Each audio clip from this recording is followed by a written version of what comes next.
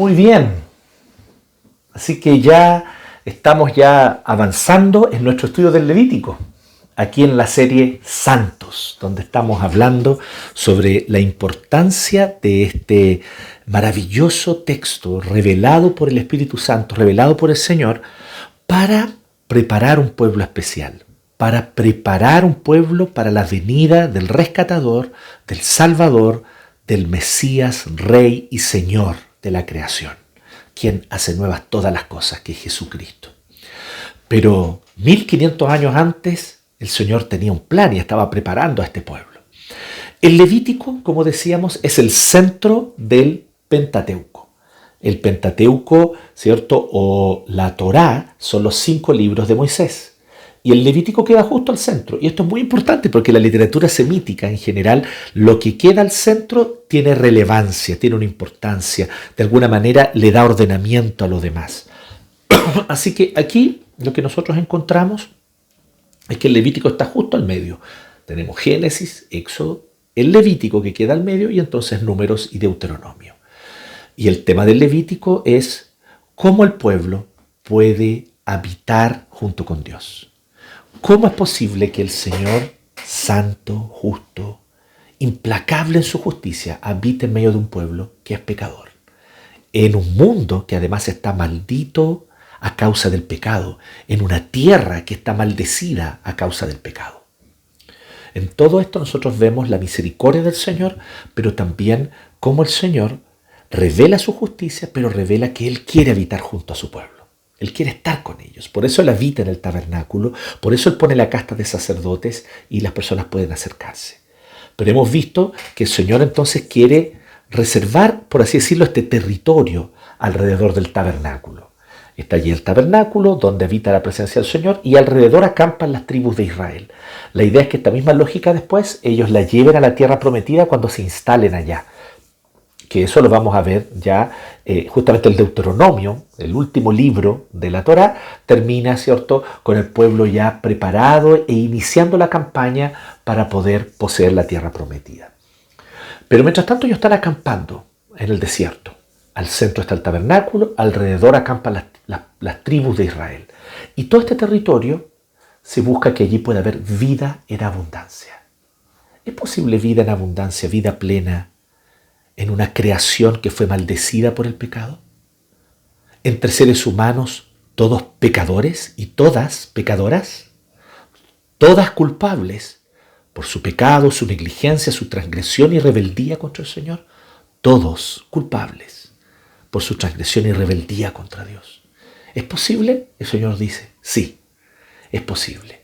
Yo vengo a habitar en medio de este pueblo, que es un pueblo pecador, pero yo vengo para justamente limpiarlos, purificarlos y enseñarles a vivir en un mundo caído, donde la tierra está maldecida, por lo tanto hay enfermedad, hay muerte, hay contagios que puedan ser fatales, pero yo los estoy preservando para que este pueblo pueda entonces preservarse como un pueblo distinto, con un sello y una identidad distintiva en medio de todas las demás naciones de la antigüedad, porque de este pueblo vendrá el Mesías, vendrá el rescatador, vendrá el Salvador. Así que hemos visto la importancia del Levítico como centro de la Torá, como centro del Pentateuco. Ahora entonces vamos a ver el día de la expiación. Es la gran ceremonia. Para muchos, incluso hasta el día de hoy, dicen, es la fiesta, la festividad más importante de los judíos.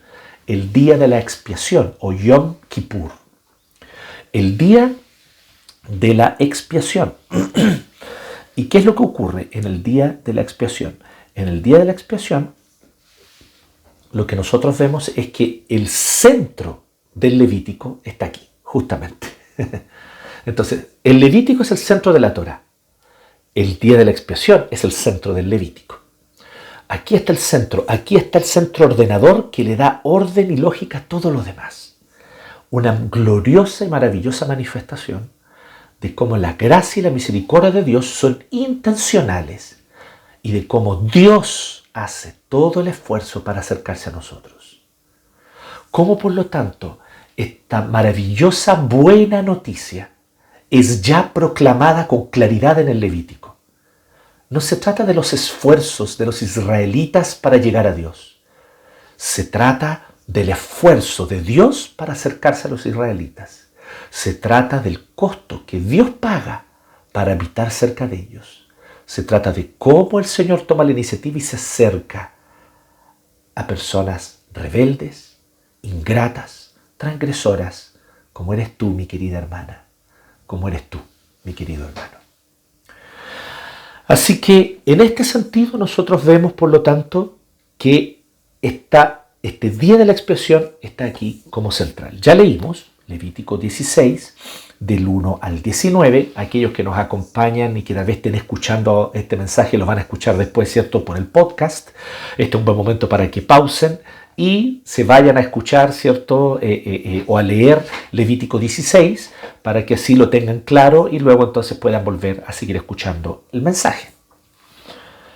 Pero aquí en Levítico 16, del 1 al 19, vamos hoy día a explorar la primera parte de este día. Era un día lleno de varios rituales. Era un día muy especial, era un día muy solemne. Todo el pueblo detenía todo lo que tenían que hacer y entonces se reunían. Hasta el día de hoy el judaísmo hace eso. No sé si alguno de ustedes se ha fijado cuando de repente uno ve, oh sorpresa, porque eso casi nunca pasa, ¿cierto?, el replay cerrado, ¿cierto? Y uno dice, oye, el replay está cerrado. Bueno, los dueños son judíos y ellos entonces lo cierran el Yom Kippur, ¿sí? Entonces uno va y dice, oye, pero ¿cómo está cerrado justo hoy día? ¿A raíz de qué? Yom Kippur.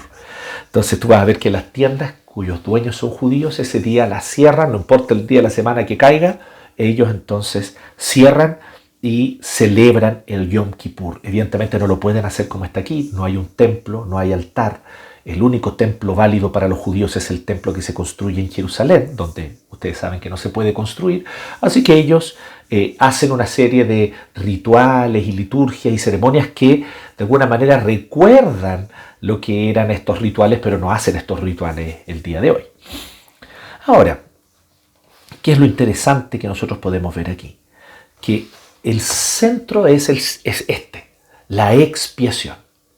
Dios expía, limpia, purifica al pueblo de todas sus impurezas. Hasta aquí hemos visto todo tipo de impurezas.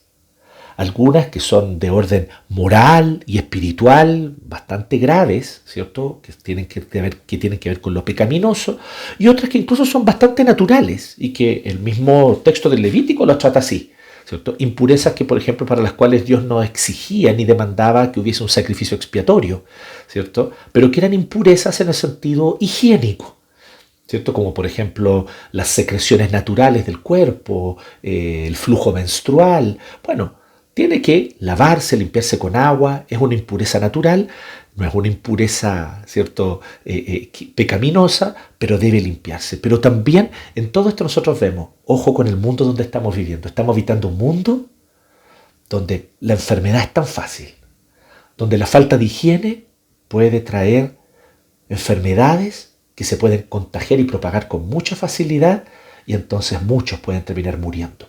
Habitamos un mundo afectado por la caída y la enfermedad es evidencia de esa caída. Por lo tanto, mantengan su cuerpo limpio, porque si no, se pueden enfermar. Mantengan sus partes íntimas limpias, ¿cierto? Porque si no, evidentemente pueden entonces surgir infecciones. Así que hay que cuidarse, cuide su ropa, lávela. Todo eso hemos visto hasta acá. Hemos visto que el Señor está diciendo, es muy importante que aquí, para que este sea un territorio donde haya vida en abundancia, al centro del tabernáculo, alrededor de las tribus de Israel, y que este territorio sea un círculo de vida plena y vida en abundancia dentro de lo posible en un mundo caído, para que pueda ser así, entonces ustedes deben seguir estas leyes. Pero ¿pueden todos seguir estas leyes todo el tiempo? Levítico 16, el Yom Kippur está allí para decirnos un categórico no. No es posible obedecer todas las leyes todo el tiempo. Fallamos, olvidamos, somos negligentes, nos equivocamos, pero también somos rebeldes, somos porfiados, somos arrogantes, somos rebeldes y todo el tiempo estamos transgrediendo. Así que queda al centro el Yom Kippur para decirnos, hay perdón. Hay gracia. ¿Sabes lo que es gracia? Tú no te ganas la gracia. Tú no puedes esforzarte para merecerla. Tú no eres digno de gracia. Nadie puede ser digno de la gracia. Porque eso justamente es lo que significa la palabra gracia. La palabra gracia implica y significa que tú y yo no merecemos misericordia y el Señor muestra misericordia. Que tú y yo, aunque no merecemos el amor de Dios, Dios nos entrega su amor. Que este es un amor que no merecemos y que ni podríamos jamás llegar a merecer. Pero Él lo otorga y lo otorga sobreabundantemente y generosamente a quienes no lo merecemos. Esta es la esencia de la gracia. Así que aquí está el Yom Kippur. Vamos a verlo en dos mensajes. Hoy la primera parte del Yom Kippur y la próxima semana nuestro presbítero Héctor nos va a exponer la segunda parte del Yom Kippur. Pero hoy yo quiero entonces enfocar en esta primera parte. ¿Qué es lo que nosotros vemos? Vemos primero que todo que el Señor da una introducción en la cual el Señor le habla a Moisés después de la muerte de los dos hijos de Aarón. O sea, no es llegar y acercarse al Señor. Ya vimos ese texto, ya vimos el texto de Levítico 10 y ya hablamos sobre la santidad de Dios. No podemos llegar a acercarnos a Dios. No es llegar y acercarse, si Dios acepta a la gente como es, como soy, yo voy y me acerco así como estoy. No. Porque recuerden, Nadab y Abiú, hijos de Aarón, murieron allí en la presencia del Señor porque se acercaron imprudentemente al Señor. Así que el Señor le dice a Moisés, dile a tu hermano Aarón que no entre a cualquier hora en la parte del santuario que está detrás de la cortina. Es más, ni siquiera puede entrar todos los días delante del propiciatorio. El propiciatorio es la tapa del arca del pacto. No puede acercarse allí, esa parte que está en la cortina, la parte más íntima dentro del tabernáculo. Entonces dice, no puede, solamente puede acercarse allí una vez al año. Eso es lo que le va a decir. No sea que muera cuando yo aparezca en la nube por encima del propiciatorio. La santidad de Dios es implacable. Su santidad se irradia. Y donde está la presencia de Dios de manera palpable, visible, donde se manifiesta esta presencia de Dios, allí el juicio y el fuego severo de la justicia perfecta de Dios consume a todo pecado y a todo pecador. Así es, como un fuego consumidor, todo pecador es consumido. Sin categorías, sin decir este es más pecador que este otro o este pecado es más grave que este. En este caso, cuando estamos hablando de presentarnos delante de Dios, sin duda alguna, todo pecado nos hace dignos y merecedores de condenación y de juicio. Así que el Señor dice, no pueden llegar a acercarse. Entonces hay que prepararse. ¿Cuáles son los preparativos? Pues bien, aquí están los preparativos del 3 al 5. Aarón deberá entrar en el santuario y le dice que prepare un novillo para el sacrificio expiatorio y un carnero para el holocausto. Recordemos que el holocausto es una especie de ofrenda, ¿cierto? Se quema por completo un animalito como ofrenda. Se degüella, se derrama su sangre y se quema entero en el altar. Es una manera de ofrendar. Es una manera de decir, Señor, te agradezco por todo, te agradezco por todo lo que me has dado, te agradezco por tu misericordia con mi vida cada día. Aquí entrego entonces el holocausto, que ya lo vimos en el primer mensaje, hablamos sobre los holocaustos. Pero dice que tiene que llegar un novillo como sacrificio expiatorio. El holocausto, que es un carnero.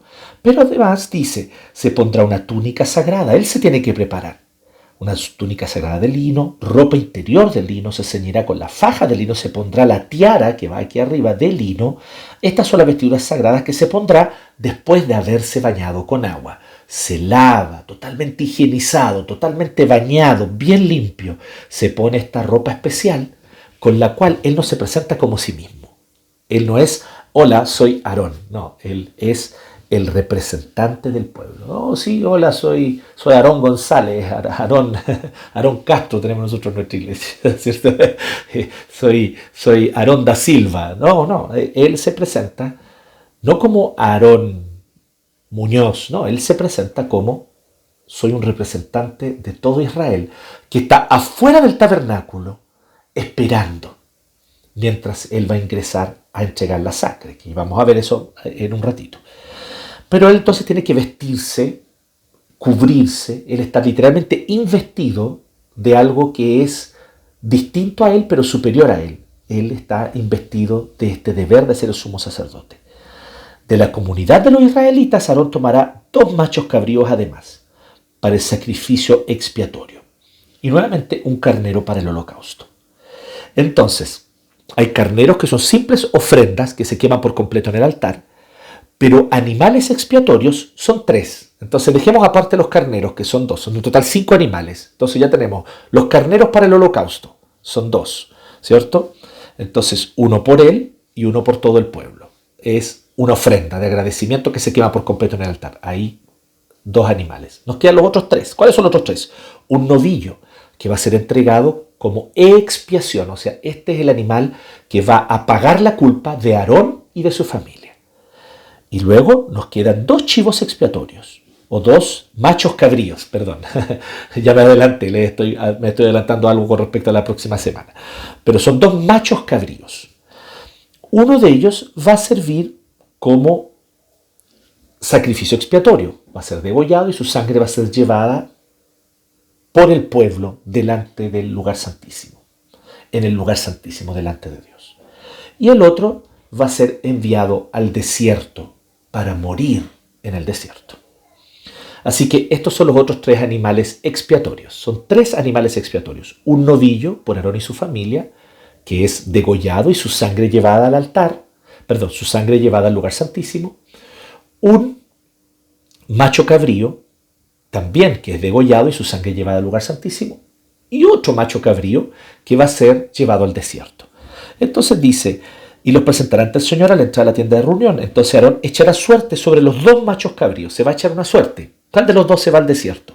Uno va a ser para el Señor y otro para soltarlo en el desierto. Aarón ofrecerá como sacrificio expiatorio el macho cabrío que le tocó al Señor, pero presentará vivo ante el Señor como propiciación el macho cabrío que soltará en el desierto. Es decir, lo enviará a Azazel. Azazel era, por así decirlo, un nombre con el cual se hablaba de el demonio del desierto. ¿Ya? No está refiriéndose literalmente, necesariamente que literalmente exista un demonio en el desierto, ¿sí? Aunque algunos dicen que sí puede ser que haya habido y que esté refiriéndose a algún ser espiritual, ¿cierto?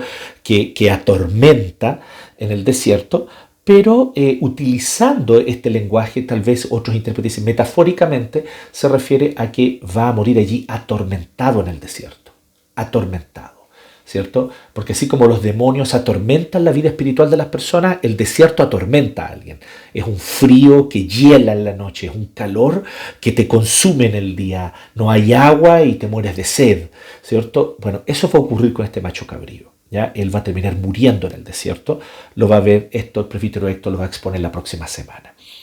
Pero hoy entonces yo quisiera que enfoquemos en lo que hace Aarón en el santuario. En lo que Aarón hace en el santuario. Y allí ya leímos luego del 11 al 19 todo el ritual, ¿cierto? No es necesario que yo lo vuelva a leer de nuevo, pero se presenta todo el ritual, ¿cierto? Aarón presenta el novillo como sacrificio por sí mismo, luego entonces presenta el macho cabrío, porque ya se echó suertes, así que hay uno que va a ir al desierto, pero hay otro que va a ser degollado allí en el santuario. Bueno, el macho cabrío para ser degollado en el santuario lo va a entregar y ahí lo vemos eso del 15 hasta el final. De esta manera entonces expiado el pecado del pueblo con el macho cabrío y con el novillo es expiado el pecado de Aarón y de su familia. De esa manera Aarón no morirá, concluye el verso 13, como ustedes se dieron cuenta, ¿no? Pues bien, en todo este ritual complejo, sanguinario, nosotros podemos hablar de 3 cosas que Dios nos entrega. Porque el tema de hoy a todo esto, para los jovencitos que están anotando, no he dicho el título. Y el título ahora sí lo voy a decir para que tomen nota. Dios paga el precio. Dios paga el precio. Es lo que hoy día vamos a ver. Dios paga el precio para el perdón de nuestros pecados. Dios paga el precio para el perdón de nuestros pecados. Esta es la maravillosa noticia. Es el Evangelio, predicado en el Levítico de manera clara. Aquellos, por lo tanto, que hacen una división y dicen que el Antiguo Testamento era la ley, el Nuevo Testamento era la gracia, no han entendido nada de la palabra de Dios y la Escritura. En realidad es el Evangelio en su forma más pura. Dios paga el precio para el perdón de nuestros pecados. Ese es el título del día de hoy. Y lo que nosotros vamos a ver son 3 cosas que Dios nos otorga. 3 cosas que Dios provee, pero que son fundamentales para que pueda haber este perdón de pecados. 3 cosas. Y la primera de ellas es que Dios provee un santuario. Esto es lo primero. Dios provee un santuario. No sé si ustedes se fijaron, pero dice así, dice que no cualquiera se puede acercar al santuario. Ok, no en cualquier momento pueden llegar los sacerdotes a ofrecer sacrificio al santuario, pero hay un santuario.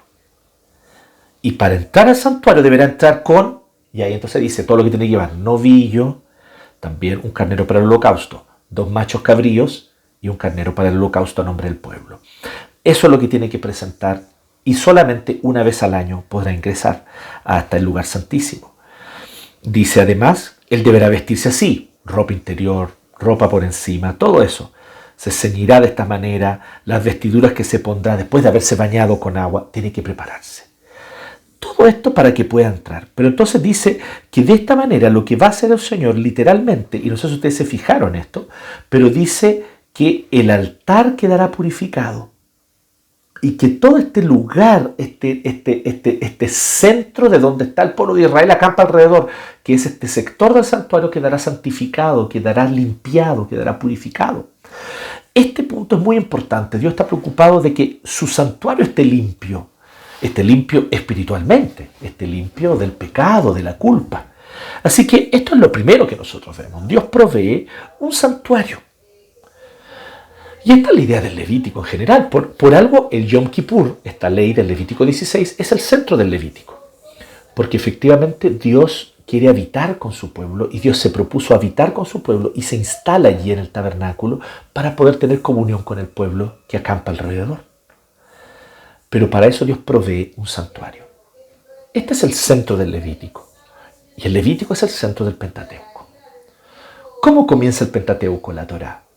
Con un lugar donde cielo y tierra estaban perfectamente unidos, donde Dios se paseaba al aire del día cuando caía la tarde, un jardín, un huerto, donde el hombre y la mujer dependían totalmente de Dios, tanto que estaban desnudos y no se avergonzaban, sabiendo y confiando que cuando fuese necesario el Señor les iba a proveer de ropas, ¿cierto? Igual como nuestros hijos cuando son pequeñitos, nuestros bebés.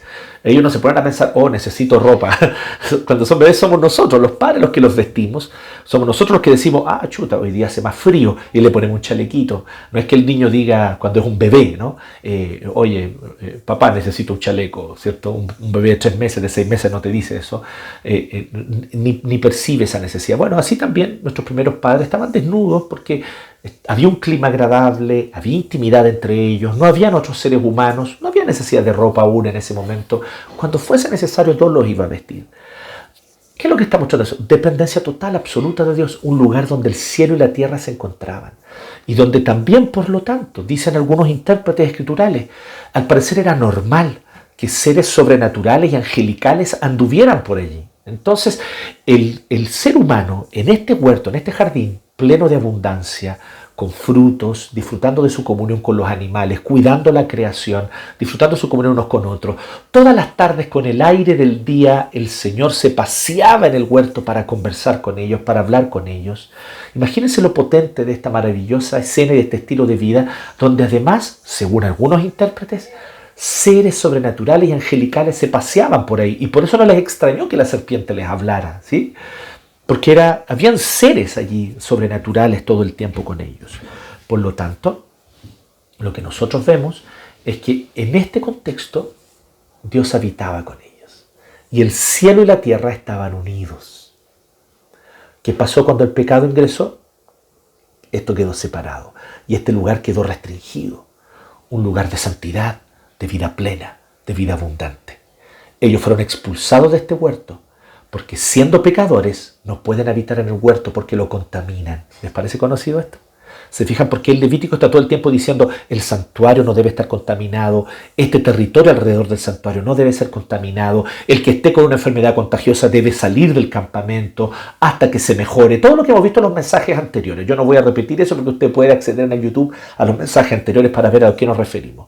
Bueno, todo indica que el Levítico está apuntando, ¿cierto?, hacia el Edén y hacia la vida plena que había en el Edén en algún momento. Y el Levítico está diciendo, tratemos de llevar una vida plena en la medida de lo posible, aunque el mundo está caído. Pues bien, lo que el santuario es que es un lugar donde Dios habita, donde su presencia se manifiesta. Sobre el propiciatorio, dice aquí. ¿Se fijaron en eso? Es la tapa del arca del pacto. El arca del pacto era esta caja muy grande, ¿cierto?, donde estaban las tablas de la ley de piedra dentro, y esta estaba cubierta con una tapa que estaba cubierta de oro, era hecha de madera cubierta de oro, el arca del pacto, y entonces la tapa tenía 2 querubines, igual que los querubines que estaban a la entrada del huerto del Edén en Génesis 3, después que nuestros primeros padres, Adán y Eva, pecaron. Después que ellos pecaron, son expulsados del huerto y quedan unos querubines con espadas que se revolvían cuidando la entrada para que no volvieran a entrar a este lugar santo, puro y pleno de vida, porque ellos ahora estaban contaminados por el pecado. Pues bien, aquí también hay querubines, son imágenes talladas en madera y cubiertas de oro que están sobre la tapa. Y dice que allí se manifestaba como una nube de fuego, la Shekinah, una nube de fuego, la palabra hebrea es Shekinah. Y allí esta nube de fuego era la manifestación visible, palpable de la presencia de Dios en medio del pueblo. ¿Qué es lo que está diciendo todo esto que les estoy contando? Que Dios quiere habitar con su pueblo. Sí, el pecado ingresó. Sí, el pecado ha causado estragos. Sí, el pecado ha traído muerte, destrucción y enfermedad. Pero también sí, Dios quiere estar cerca nuestro, a pesar de eso. Dios quiere habitar cerca de su pueblo. Así que esto es lo primero que Dios provee. Provee un santuario. Todo el Levítico está hablando de eso. Es más, desde finales del Éxodo, la segunda mitad del Éxodo habla de todos los detalles para armar el santuario. Y luego continúa hasta Números, que es el libro siguiente en el Pentateuco, porque la primera parte de Números se dedica a decir cómo se desarma el tabernáculo, el santuario, para llevarlo con ellos y para que lo transporten hacia donde ellos vayan. Porque la idea es, Dios quiere habitar con su pueblo. Que en este momento aún es un pueblo nómade y Dios quiere ir con ellos. Entonces, ¿cuál es la maravillosa primera buena noticia? Dios provee un santuario. Dios quiere encontrarse con nosotros. Dios quiere un lugar donde cielo y tierra se encuentren. Dios provee un santuario. Esta es la primera maravillosa noticia que tenemos que ver y que no tenemos que considerar así y darla por sentado. Dios no tiene por qué habitar con pecadores, transgresores, culpables. Habitamos en tiempos donde la visión terapéutica de la vida ha distorsionado una visión realista de la vida. Quiero ser claro con esto. La terapia es muy buena, es necesaria y ayuda a nuestro bienestar personal. Así que ninguna crítica a una terapia bien hecha y bien ejecutada para el bienestar personal de cada uno de nosotros. Mi punto es otro, mi punto es la visión terapéutica de la vida, que es distinto. Es cuando la terapia se sale de su lugar, de su espacio. La terapia es muy buena para cuidar de la salud mental y del bienestar personal de nosotros y de nuestras familias. Ese es su lugar de acción y es muy buena su lugar de acción. Pero cuando rebalsa ese lugar de acción y empieza a llenar todas las otras áreas de la vida, entonces empezamos a tener un culto terapéutico, empezamos a tener una religión terapéutica, empezamos a tener un estilo de vida terapéutico, empezamos a tener amistades terapéuticas. Si yo solo soy amigo de las personas que me hacen bien emocionalmente. Si una persona no me hace bien emocionalmente, yo ya no soy más amigo de él o de ella. Está inundado de esto las redes sociales. Nos empezamos a volver entonces, miren qué curioso, dañamos nuestra propia salud mental y emocional. Nos volvemos narcisistas, autocomplacientes, intolerantes con el otro que es tan pecador como yo. Nos volvemos personas que se niegan a extender perdón, a extender gracia. No, corta de tu vida aquello que es tóxico. La visión terapéutica de la vida. La visión terapéutica de la vida es una visión esencialmente ególatra, egoísta, debo decir un poco más narcisista, donde el puro bienestar personal es visto como lo más importante y todo lo demás se relativiza. Así que sí, vale la pena destruir y fragmentar mi matrimonio, porque mi bienestar personal es más importante. Vale la pena abandonar y descuidar a mis hijos, porque mi bienestar personal es más importante. Sí, vale la pena abandonar y descuidar a mis amigos, porque mi bienestar individual es más importante. Sí, vale la pena descuidar la creación, descuidar el cuidado del medio ambiente, valga la redundancia. ¿Por qué? Porque mi bienestar personal es más importante y yo quiero consumir. Entonces, esta es la visión terapéutica de la vida, dañina. Finalmente, miren qué contradictorio, ¿no? Miren qué paradoja, termina siendo súper tóxica y dañando toda nuestra salud mental, emocional. Entonces sí, la terapia, muy buena cuando está restringida a su ámbito, pero se vuelve mala cuando se sale de su ámbito y empieza a dominar otras áreas que no son su área. Pues bien, en una visión terapéutica de la vida, nosotros lamentablemente perdemos de vista esto que nosotros estamos hablando, la importancia de poder habitar cerca de Dios, de poder habitar con Dios, de poder ser confrontados con Él y con su santidad, de que el Señor nos diga, hey, estás impuro, limpia tu vida, hey, has pecado, arrepiéntete, de que el Señor nos diga, sí, esto es culpa tuya, sí, esto es responsabilidad tuya. Sí, deja de responsabilizar a los demás, deja de responsabilizar a la sociedad, deja de responsabilizar al sistema neoliberal, deja de responsabilizar a los políticos, deja de responsabilizar a los papás, a las mamás, a los demás, a la gente que votó porque no deberían votar. Deja de responsabilizar a los demás. Hazte tú cargo de tu propia responsabilidad y de tu vida delante del Señor. Eres pecador, eres culpable. Y debes pasar por el amargo y doloroso momento de reconocer tu pecado y de arrepentirte. Porque no hay verdadera sanidad fuera de eso. Entonces aquí es donde viene lo interesante, ¿no? El santuario es este espacio donde Dios se encuentra con nosotros. Pero en un mundo pecador, siendo nosotros pecadores, ¿no? En un mundo de pecadores y en un mundo dañado, en una tierra maldecida por el pecado, esto significa que va a haber una incomodidad en acercarnos a Dios. Pero el Señor nos invita a acercarnos a Él igual. Dios provee un santuario. Dios provee un espacio donde podamos encontrarnos con Él y confrontarnos y contrastar su santidad gloriosa con nuestra pecaminosidad ingrata. ¡Ay, que eso es incómodo! No, yo solo estoy preocupado de mi bienestar personal. No. Por un momento deja tu bienestar a un lado y enfréntate al dolor de reconocer que eres pecadora. Enfréntate al dolor de reconocer que eres pecador. Solo allí encontrarás verdadera redención. Solo así. Así que necesitamos este santuario, este espacio donde encontrarnos con Dios. En segundo lugar, Dios provee un mediador. Lo acabamos de decir, no necesito tal vez ahondar mucho. Aarón no se presenta como Aarón. Aarón no se presenta como, hola, sí, soy Aarón. No, él se presenta delante de Dios como vestido, en la cabeza, su ropa interior, su ropa que está usando encima. Todo está diciendo una cosa. No, en este momento yo no me presento aquí como Aarón. Me presento como representante de todo un pueblo que está fuera del tabernáculo esperando, de pie, con sus niños, esperando. Mientras todo este ritual sangriento se desarrollaba allí, el pueblo miraba, oraba y clamaba, Señor, ten misericordia. Señor, ten misericordia. Señor, ten piedad y perdónanos. Tal vez cantaban salmos de arrepentimiento, salmos de contrición, mientras esperaban que el sacerdote hiciera toda esta labor, porque no era él que se presentaba como persona individual, él se presentaba como representante de todo el pueblo. Y él tenía que hacer este sacrificio, y solo él podía degollar, y solo él podía echar suertes y separar el macho cabrío para el desierto, el macho cabrío que era degollado. Solo él hacía esto, en este caso Aarón, y después de Aarón, de aquí en adelante, sus hijos y sus descendientes.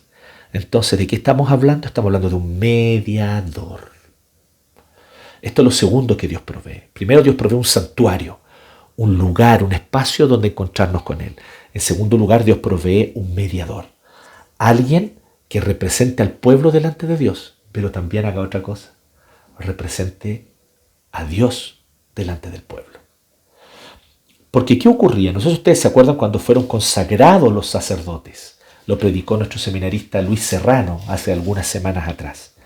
Cuando fueron los sacerdotes consagrados, Aarón y su familia y sus hijos, dice que ellos salieron del santuario y levantaron las manos y bendijeron al pueblo. Y atrás de ellos, a sus espaldas, se manifestó el fuego de la presencia de Dios, y ese fuego salió, incendió el altar, y encendió el altar y consumió el holocausto, como una demostración sobrenatural de que Dios se agradaba de estos sacerdotes.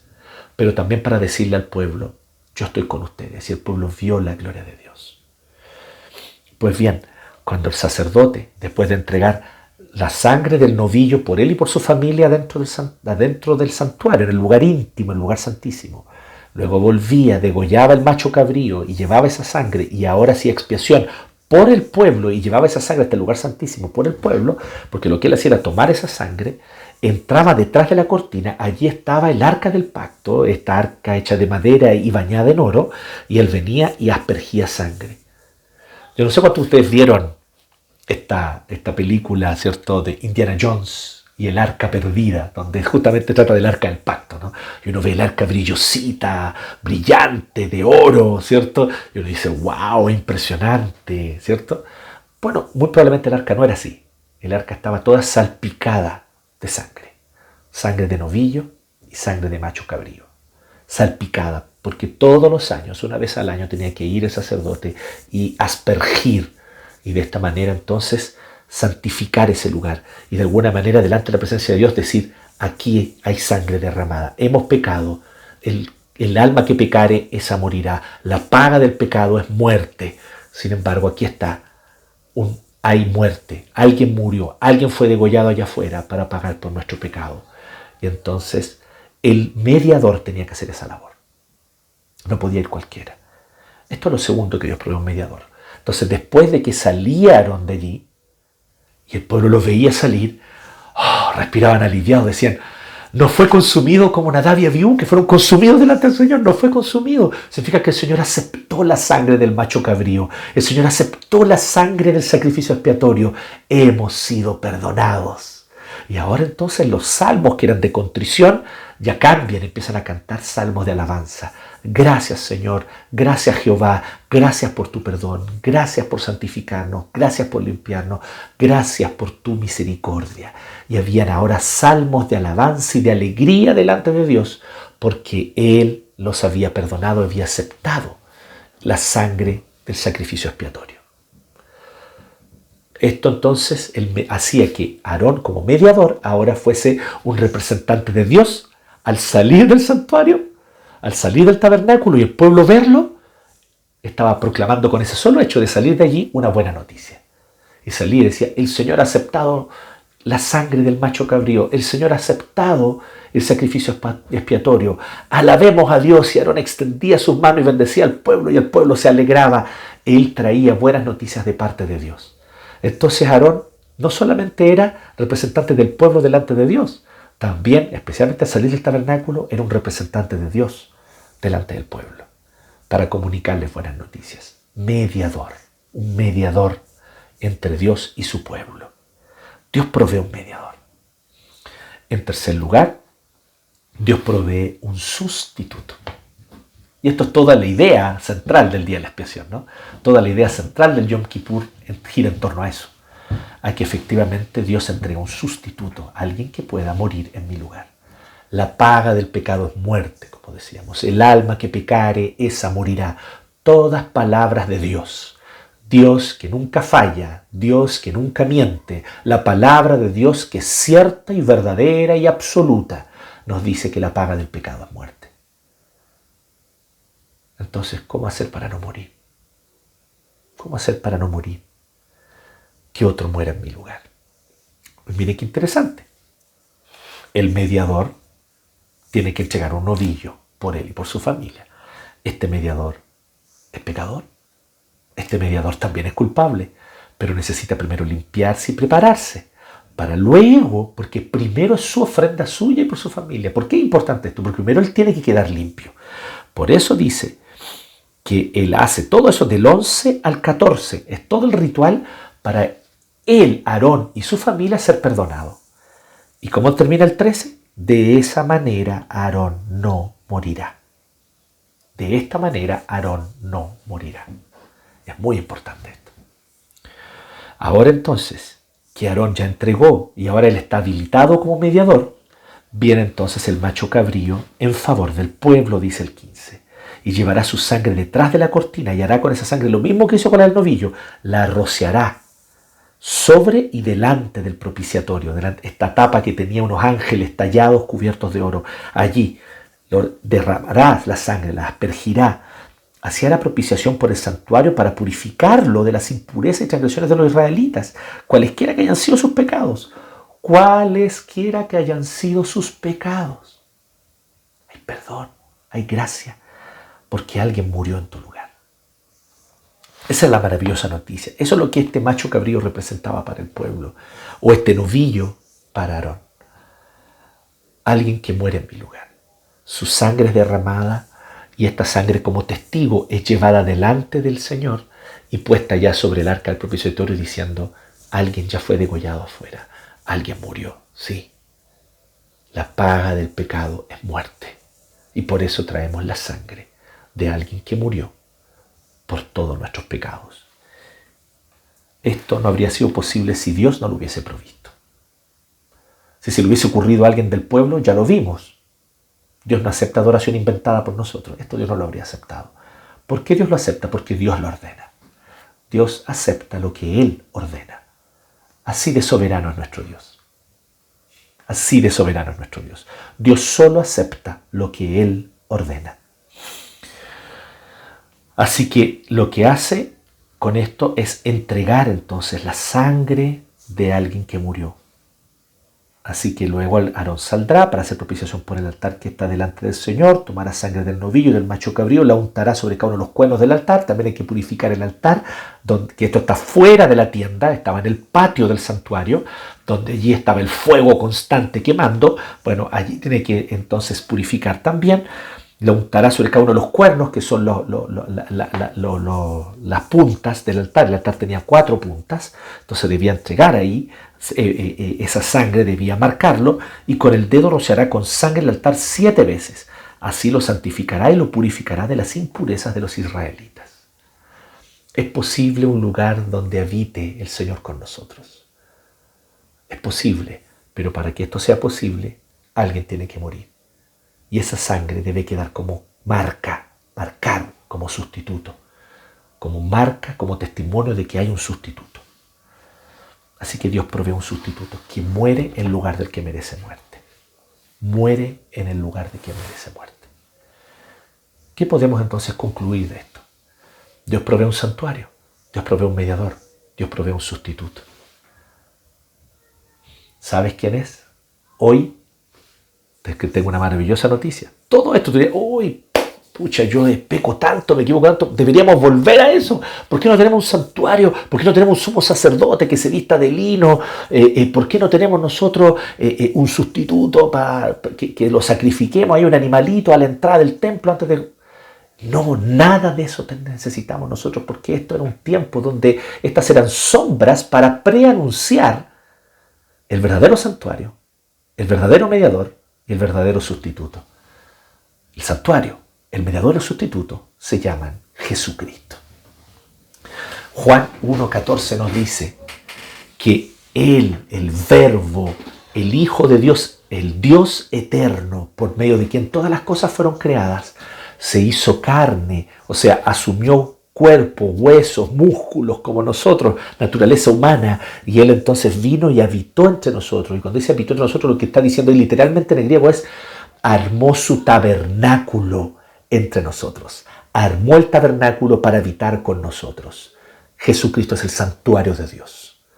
Él en forma humana, Él con su naturaleza humana, siendo verdadero hombre, anduvo, caminó, comió, se cansó, durmió, conversó, pero también enseñó, sanó, proclamó buenas nuevas. Es Dios con nosotros, Emmanuel, Dios con nosotros, porque su presencia verdaderamente está entre nosotros, verdaderamente habitó entre nosotros. Él es el santuario.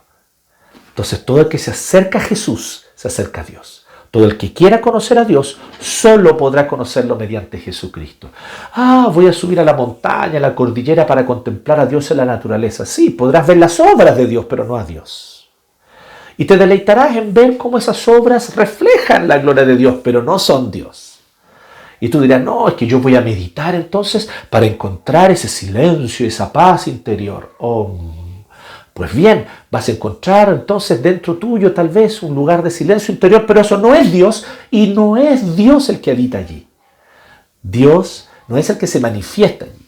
En el silencio de tu corazón podrás encontrar tal vez una manifestación, algo indirecto con respecto a esa paz que Dios pueda dar, pero no es Dios. ¿Quieres acercarte a Dios? ¿Quieres saber quién es Dios? Conoce a Jesucristo. Jesús es Dios. El Dios único, eterno, verdadero, creador de todo lo que existe. Jehová, ese es Jesucristo. Por lo tanto, Él habita entre nosotros, habita con nosotros, viene a vivir entre nosotros. Y con Él, entonces, teniendo comunión con Él, nosotros podemos tener un Edén en tu cuarto, cerrando tu puerta, orando al Señor en el nombre de Jesucristo y teniendo comunión con el Espíritu de Cristo. En tu casa, doblando tus rodillas allí en tu sillón y orando. Él es nuestro santuario. Él es nuestro mediador. No hay otro mediador entre Dios y los hombres, sino Jesucristo. Es explícita la Biblia. Solo Jesucristo es el único mediador entre Dios y los hombres. Hoy no hay más otro mediador. Hoy no necesitamos otro sumo sacerdote.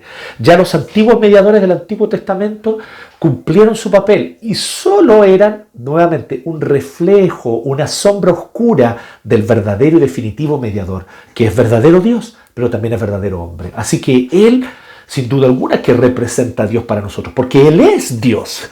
Y sin duda alguna que Él nos representa a nosotros delante de Dios, porque Él es hombre, con cuerpo y alma. Él es hombre verdadero, su naturaleza es humana. Jesucristo es hombre, Jesucristo es Dios. Y por eso nosotros tenemos en Él el más maravilloso, completo y definitivo mediador. No hay otro mediador como Él. Y Él no necesita entregar novillo por sí mismo. Él no necesita entregar sacrificio por sí mismo. Él no lo necesita porque no pecó nunca. Jamás pecó, ni sus pensamientos, ni sus labios. Santo, puro, perfecto. Qué maravilloso es Jesús. Qué maravilloso es Jesús. Cómo no amarlo. Cómo no enamorarse de Él con todo el corazón.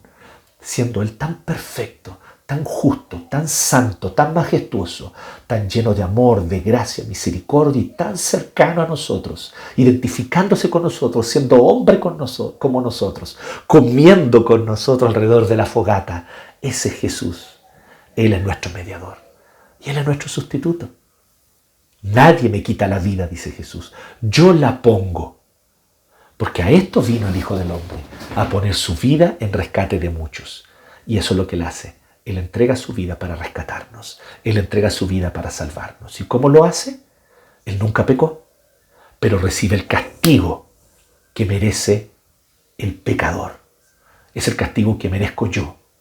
Es el castigo que tú mereces, mi querida hermana, porque eres pecadora, eres culpable y responsable por cada uno de tus pecados.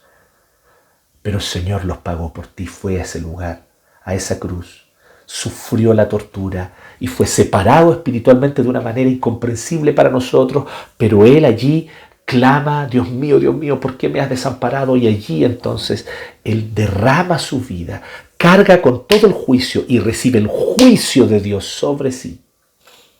Su sangre fue derramada por ti en tu lugar. Mi querido hermano, tú que has pecado, tú que te avergüenzas de tu pecado, aquello que nadie sabe que has cometido, pero que tú bien lo sabes, y más importante, Dios lo sabe y lo conoce. Él te dice que hay perdón para ti, que es tiempo de que te alejes de ese pecado, que te distancies de él, que le cierres la puerta y nunca más lo abras, pero corre a Cristo, corre a Jesucristo, entrégate a los pies de esa cruz y deja que esa sangre te lave y te limpie, y aférrate a Jesucristo, porque en Él hay perdón y poder contra el pecado. Él es tu sustituto. Él pagó el precio en tu lugar. Y esto es lo maravilloso, que en el momento en que tú crees en Él, cuando de corazón confías que allí en esa cruz Él pagó el precio, Él derramó su sangre, pagando tu deuda, la deuda espiritual que tú contrajiste con Dios, que te hace merecedor de condenación, pero cuando tú crees que Cristo la pagó por ti, tú eres entonces declarado justo. Delante del tribunal de Dios, Dios te mira y Dios te ve justo, porque Él te ve cubierto de una justicia que no es tuya, es de Jesús. Jesús es perfecto, santo, sin mancha, sin pecado, ¿no es cierto? Bueno, todas esas cualidades de Cristo te cubren delante del tribunal del Dios justo, del juez del universo. Y por eso tú eres entonces declarado justo solo por tu fe. No porque Él venga dentro tuyo y te haga justo, sino porque Él simplemente, en el momento que tú creíste, Él te viste de justicia delante de su tribunal y quedas cubierto de esa justicia. Casi como la capa, el manto de invisibilidad de Harry Potter, ¿se acuerdan? Los Potterhead, cómo Él se pone ese manto y no lo ven. Pues bien, así también este manto de justicia te cubre delante del Señor. Y de esa manera entonces tú eres declarado justo, justificado solo por la fe. Esta es la maravillosa noticia de un sustituto que tenemos en Cristo. No hay mejor sustituto, no puede haberlo. No hay carnero, no hay macho cabrío, no hay novillo que pueda ser como este perfecto sustituto.